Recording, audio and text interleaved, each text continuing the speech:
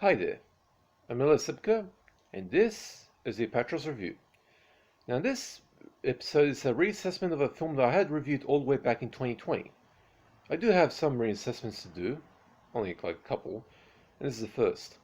Now, back in 2020, when I reviewed this film, I had some beliefs on a certain hot button subject that I had since reversed completely on since that time, and I felt the need to revisit the film as my initial assessment was somewhat unfair, resulting in me upgrading my grade for this film considerably.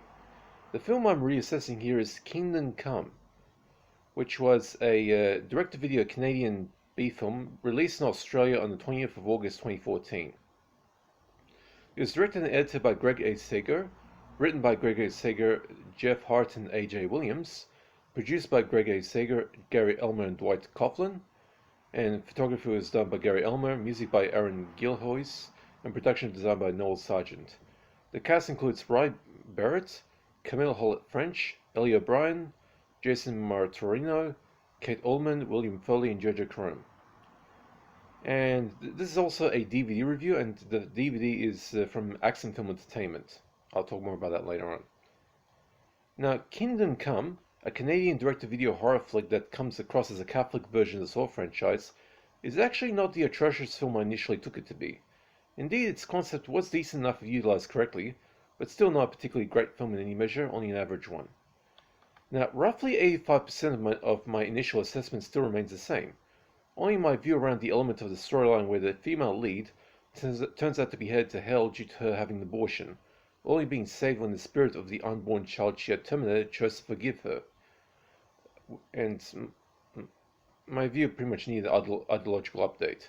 I will restate the still relevant parts of the review later on, but first let me state my new position on this subject.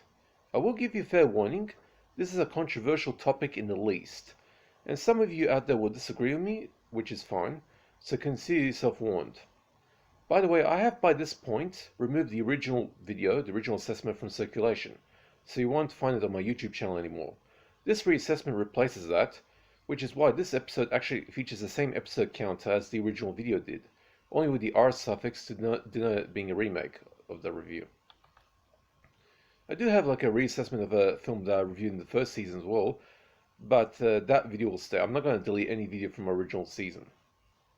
Now, originally back in 2020, I was not entirely on the support of either side of the abortion argument. I was pretty much like roughly 85% pro-life. And the reason was because I did believe there were some exceptional cases where abortion could be considered, but for the most part I disagreed with abortion. But shortly after doing that initial assessment, I began to seriously ponder on the subject, and eventually realized I was wrong to have that position. Since then I've completely revised my position and now am 100% pro-life. There is absolutely no valid reason for abortion to ever be considered in any matters of pregnancy. Not even for cases of rape or incest, or if the mother's life was in danger, or if the child had any genetic defect. If a woman falls pregnant for any reason whatsoever, she has to carry that pregnancy to full term, as that unborn child deserves a shot at life regardless of how it was conceived. Now, the only morally safe way for a mother to discard the child she does not want is to simply put the child up for adoption. That's the only logical way to do it. And if you don't want the child to ever track you down, there's an option on adoption paperwork that shows that allows the mother to assert a position that she's not to be contacted by the child she's giving away under any circumstances. So already adoption agencies do have paperwork that allows a parent to pretty much ban their child giving up from ever contacting them. Because I mean, look, many women will say, "Oh, it's my body, my choice." Well, no, the baby inside you is technically its own life. It has a right to life. So that's pretty much my position on that. Now, what cemented my revising of this position was seeing the United States Supreme Court overturning the controversial Roe v. Wade ruling they made back in the 1970s, which had applied an unconstitutional protection to abortion in the United States, thanks to the actions of the Supreme Court judges in that day, who had gone beyond their bounds and conducted an illegal ruling that was ultimately responsible for the deaths of thousands of unborn children. Ruth Bader Ginsburg, the female feminist activist posing as a judge, was the architect of the illegal ruling, and may she burn in everlasting hell for her direct involvement in what was essentially state-sanctioned murder of innocent children. Before my revising, I was practically 85 to 90% pro-life, as I originally believed in abortion being justified in very rare exceptional circumstances.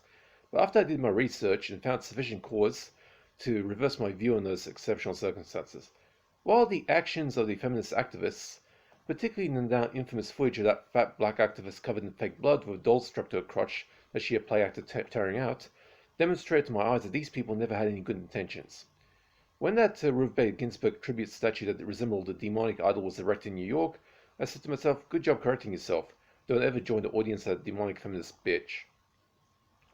Now, technically speaking, abortion is still possible to be carried out in many states in the United States, but the false protection this barbaric practice had attained for decades, thanks to the original ruling, was now effectively removed, and the states all regained the true status to determine the issue themselves, which was originally what the Constitution had, as they already had, and which resulted in many Republican states immediately outlawing abortion in their jurisdictions, as they already had the foresight to establish trigger laws in advance that became activated automatically once Roe v. Wade was reversed. So that's my new position on the matter of abortion. That's what my final word on the matter will be.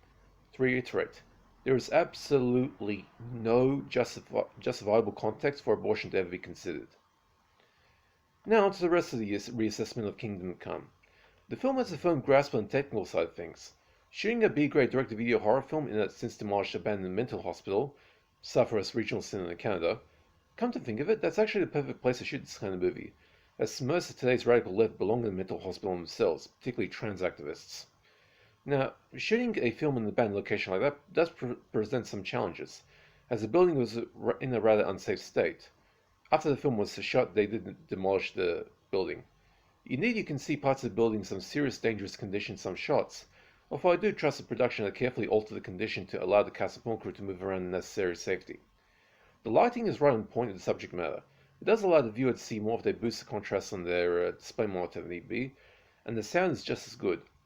I had a low opinion initially of director Greg A. Sager when I saw his first film, the utterly bad demonic possession film Devil's Seed, which is a well-worn-out retread of The Exorcist, the most overrated horror film in history.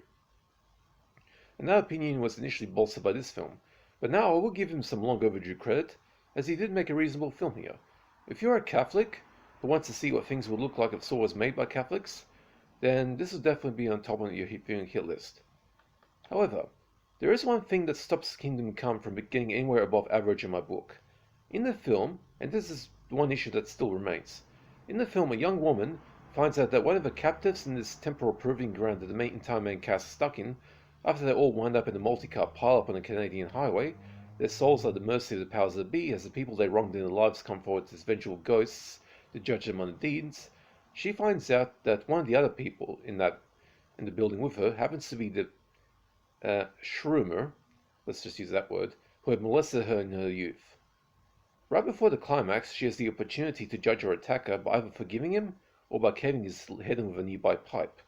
But the complication is that once she chooses to end the bastard's miserable existence, she is then condemned to hell purely because she did not forgive. That's what made me angry when I initially assessed the film back in 2020. The abortion stuff was part of the reason, but the main reason is that there is no actual moral obligation that I can find anywhere in the Christian faith that forces a person to forgive those who harmed them. Our faith tells us that we can forgive as long as it will help bring closure to many matters tormenting our lives, but we are not bound to forgive. So if we choose not to forgive someone who harmed us, we're not in any spiritual trouble for making that decision. The film's choice to send the character to hell simply for not forgiving what is essentially the most despised crime in the Christian faith. The Bible phrase about putting a millstone around an abuser's neck and tossing him into the sea for causing children to stumble comes to mind here. So basically condemning a character to hell just because they did not forgive the most hated crime in Christianity was a terrible mistake on the writer's part. Of no small consequence was the reputation that Vatican had lost around the late 2010s due to their refusal to help the child victims of their grooming clergymen, something I felt strongly about at the time and still do. But now I feel I have maligned the Kingdom Come a little, as if that single element was given a rewrite, the film will at least be a solid migrating book. As the rest of the film is pretty good. The film is essentially being almost killed by a single very bad mistake. There is also an issue I had with the ethnic stereotypes that are portrayed in the film, but that wasn't too much of a biggie. The angry Arab man turns out to have accidentally killed his adult daughter after he caught her in a relationship with a black man and had managed to pin her death on said boyfriend, but he does prove to be contrite and thus survives. Last we see of him sitting on the side of the highway, shaking his head in disbelief. The other angry guy we see, a black man, turns out to have been a violent struggle snuggler who assaulted and murdered 3 women. The naked ghosts confronting him when he is alone and trying to tempt him into assaulting them again before they literally rip him to shreds, like he was a human Gus Guts. The Gus Guts was a toy that was sold back in the late 1990s, early 2000s. It was basically a man-sized doll filled with plush human innards that stressed out owners, particularly Wall Street types, would reach in and yank out the innards, the guts as an effective stress relief. Now, for that scene, I felt it was off in a way that I couldn't articulate at the time, and I still cannot pinpoint why the scene was so disquieting. It does provide a means of shoehorning in nudity into a Catholic Saw knockoff without feeling sleazy, and so I will give the film some credit for that. But still, even though the stereotypes do have some merit in being there, those stereotypes exist in our society for a reason, the film could have gotten its message across far more effectively without resorting to that sort of thing. Anyway, that's my position in Kingdom Come, a revised position that I hope now becomes my final word in this particular film.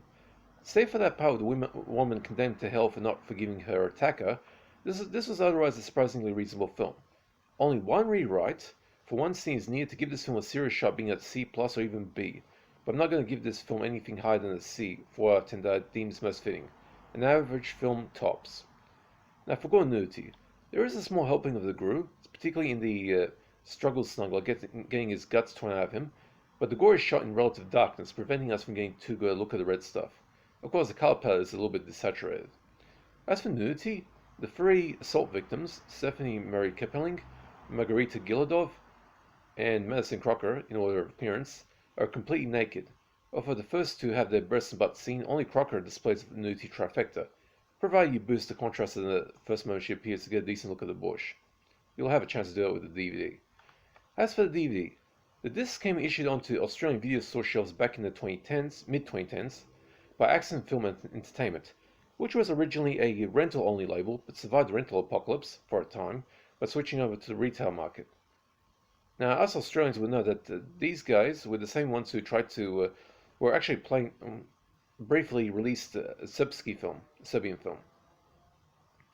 Although that movie was quickly banned due to some rather dishonest circumstances. I might actually do a video one day where I explain that controversy. Anyway, the disc has good all-round quality with a nice looking picture. The print does have some darkness to it due to the film technique used, and also the color palette is kind of desaturated a bit, but you can get an even better view of the action by boosting your display's monitor's contrast, the film having excellent shadow detail. There is one soundtrack, an English 5 on the 448 kilobyte range, which is in excellent shape. The supplement is split into 2 parts. The first part is specific to this film, with a behind the scenes, deleted scenes, extended scene, and blooper reel. Good for relieving any tension after watching the movie, props to the DVD for that. And the second part is a massive preview gallery of trailers for other films in the Accident catalogue, which are chosen very carefully based on what rating the officer gave this film. Kingdom Come has an MA15+ rating in Australia, which, to put in American terms, basically the American R rating. Except, the Australian MA15 basically is the American R, but with the age dropped down to 15, while the Australian R18 is basically the Australian equivalent of the American NC-17. Now anyway, this film was rated MA15+, meaning that it is partially restricted to viewers of at least 15 years of age, or for under 15s are legally able to watch it provided in the company of an adult for the viewing, preferably their adult guardian. So there are no trailers listed here that go beyond the scope of an MA15 rating. 2 notable preview gallery trailers here are for zombie comedies, and they're like, 30 trailers on this disc? Or these preview trailers? 2 of the most notable trailers for me are both zombie comedies, one being The Battery, a generation-wide slugger zombie comedy about 2 millennials wandering the countryside after a zombie outbreak, a surprisingly good movie, while the second is Gangsters, Guns and Zombies, a low-budget British zombie comedy that attempts to blend the likes of 28 Days Later with a Guy Ritchie gangland comedy. Not entirely successful, but it does do the job with a good deal of charm. I strongly recommend zombie fans to track both those films down. I do have both in my collection, both of which are ex-rentals.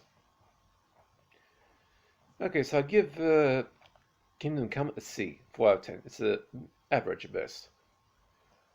Okay, so this video pretty much replaces the old one. The old one, by the time you see this, the old one will already been deleted. So this replaces it. So if you actually look at the video, I mean the description, you'll notice the episode counter is of the original video, just with the R to imply it's a reassessment. Anyway, so it's a surprisingly reasonable film, average at best. Okay, hope you guys enjoy that. If you have any questions or comments or associated trivia, just drop me a line in the comments. I'll be happy to answer. Hope you guys are staying safe, take it easy, and see ya.